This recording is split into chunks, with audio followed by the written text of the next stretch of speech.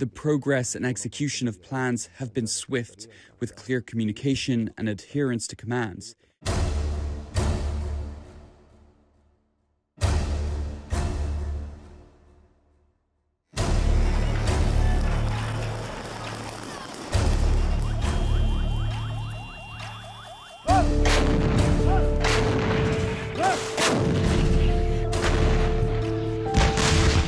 Taking Hama, after taking al-assad, I mean, how significant is this for you right now? From a military perspective, what comes after Hama will not be the same as what came before. However, I prefer not to be overly optimistic during the battle. I like to remain cautious and vigilant to avoid complacency and ensure we don't suffer losses while believing we are safe. What comes after this? What's after Hama? The course of the battle, as for the secrets of the battle, let's leave them to the unfolding events. You will witness them in reality, which is better than discussing them now. In a matter of days, you have taken major cities. What's changed? How are you able to do this now? In recent years, there has been a unification of internal opinions and the establishment of institutional structures within the liberated areas of Syria. This institutionalization included the restructuring within military factions. They entered unified training camps and developed a sense of discipline. This discipline allowed them, with God's guidance, to engage in a battle in an organized manner. The progress and execution of plans have been swift, with clear communication and adherence to commands. They stop where they should stop and withdraw where they should withdraw. The revolution has transitioned from chaos and randomness to a state of order, both in civil and institutional matters and in military operations alike. Some believe this is happening because the allies of the Assad regime, the Russians, Hezbollah, Iran, that they're weakened, they're preoccupied with other wars. And this is why we are seeing this happen right now. And the Syrian regime itself weakened. Is this what is happening right now? Is this why you chose to launch this offensive right now? But you faced more of a resistance in Hama than you did in Aleppo.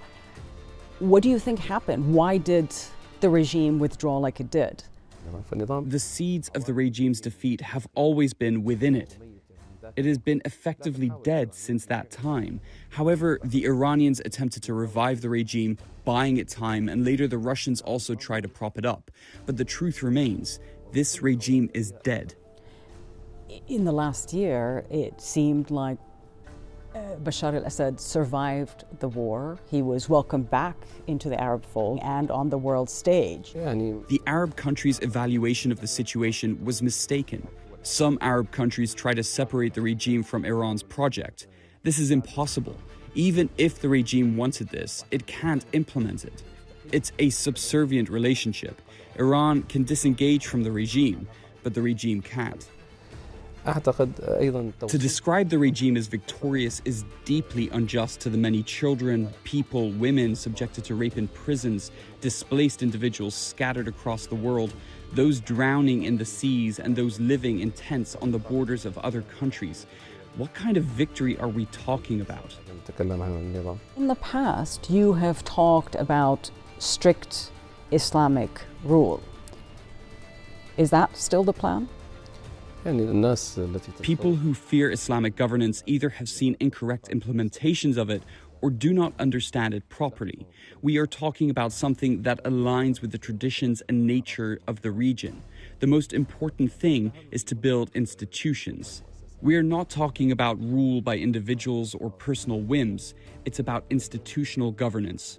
Syria deserves a governing system that is institutional, not one where a single ruler makes arbitrary decisions. Many Syrians are happy and will be happy to see the end of the Assad regime, but they're also worried about what HTS rule would mean, including minorities.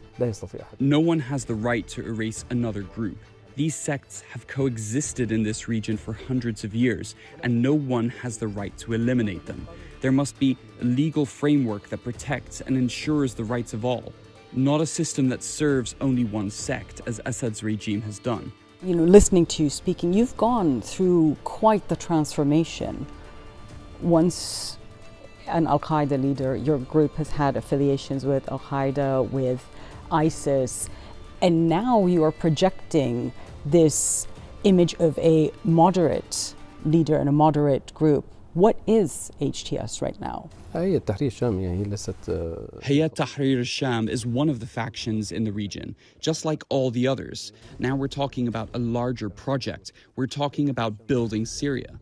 Hayat Tahrir al-Sham is merely one detail of this dialogue, and it may dissolve at any time. It's not an end in itself, but a means to perform a task confronting this regime. Once that task is complete, it will transition to a state of governance, institutions, and so on. I believe that everyone in life goes through phases and experiences, and these experiences naturally increase a person's awareness. A person in their 20s will have a different personality than someone in their 30s or 40s, and certainly someone in their 50s. So are those days behind you? Sometimes it's essential to adjust to reality, and because someone who rigidly clings to certain ideas and principles without flexibility cannot effectively lead societies or navigate complex conflicts like the one happening in Syria. People listening to this are going to wonder why they should believe you. You are still a specially designated global terrorist by the United States with a $10 million bounty on your head. Your group is a prescribed terrorist organization by the United States, by the UN, by the EU, and others. I say to people, don't judge by words, but by actions. I believe the reality speaks for itself. These classifications are primarily political and at the same time wrong. I define a terrorist as someone who intentionally kills civilians, harms innocents, or displaces people.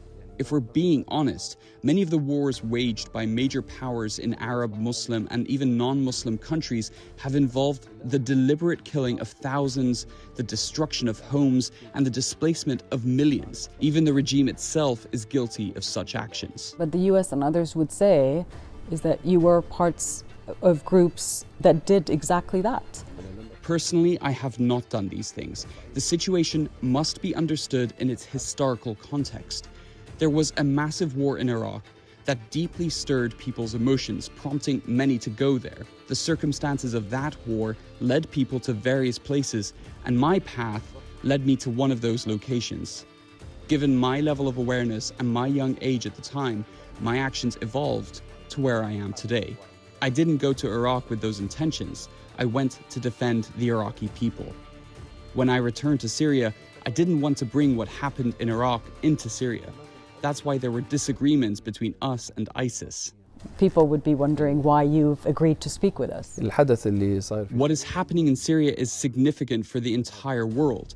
This event has positive repercussions globally because under the regime's rule, Syria became a source of concern and trouble for everyone. Stabilizing Syria will bring many people back.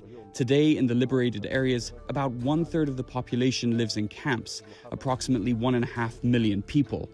I believe we can soon reach a point where there are no camps.